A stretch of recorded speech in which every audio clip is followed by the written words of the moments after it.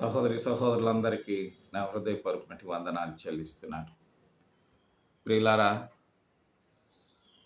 ఈ దినాలు మీరు ఉంటున్నారు గనుక దేవుడు మిమ్మల్ని ఎల్లప్పుడూ క్షేమంగా ఉంచునుగాక. మీ కుటుంబము, మీ బిడ్డలు, మీ బంధువులు, రక్త సంబంధులందరూ క్షేమంగా ఉన్నారు కదా. ప్రభువు మిమ్మల్ని సదాకాలము దీవించునుగాక. రాబోయేటువంటి దినాలలో అనేకమైనటువంటి కష్టాలు, శోధనలు, బాధలు, ఇరుకులు, ఇబ్బందులు మనలను సంధించినప్పుడు మనం ధైర్యముగా, నిబ్బరముగా, విశ్వాసముతో దేవుని ఎడల భయము, భక్తి కలిగి, కుటుంబ ఎడల శ్రద్ధ కలిగి, పిల్లల మధ్యలో, పెద్దల మధ్యలో మనము ఎంతో నెమ్మదిగా, సంతోషంగా, సమాధానంగా మన జీవనము గడపాల్సింది. ఇలాంటి తరుణంలో మనము చేతకాని వారం కాకూడదు. సమయ సందర్భాలలో మనము చిక్కిపోకూడదు.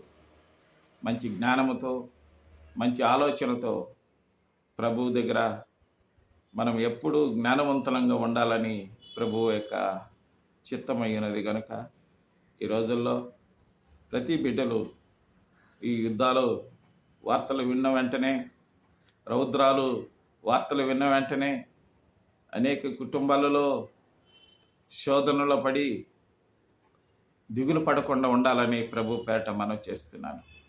ప్రభు తన బిడ్డలను ఎప్పటికీ చేయి విడవడు, ఎడబాయినని చెప్పాడు. దేవుని వాగ్దానము నమ్మదగినది, దేవుని వాగ్దానము స్థిరమైనది, దేవుని వాగ్దానం మాట ఇచ్చి మాట తీసుకునేవాడు కాదు ఆయన.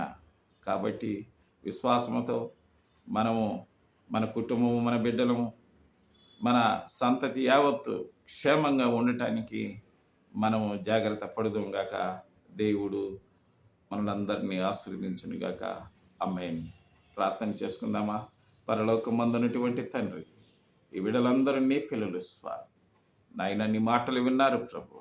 నీ మాటల ప్రకారంగా, నీ చిత్త ప్రకారంగా లోకంలో జీవించడానికి వారికి ధైర్యము, బలము, శక్తిని అనుగ్రహించమని కూడా ప్రార్థన చేస్తూ వారిని వెంబడించే ప్రతి దుష్ట శక్తులు, దురాత్మ శక్తులు, భయకంపితమైనటువంటి మాటలన్నిటి నుంచి విడుదల చేసి నీ నామానికి మహిమ కలిగించుకోమని యేసుక్రీస్తు నామమున ప్రార్థించి వేడుకుంటున్నాము తండ్రి.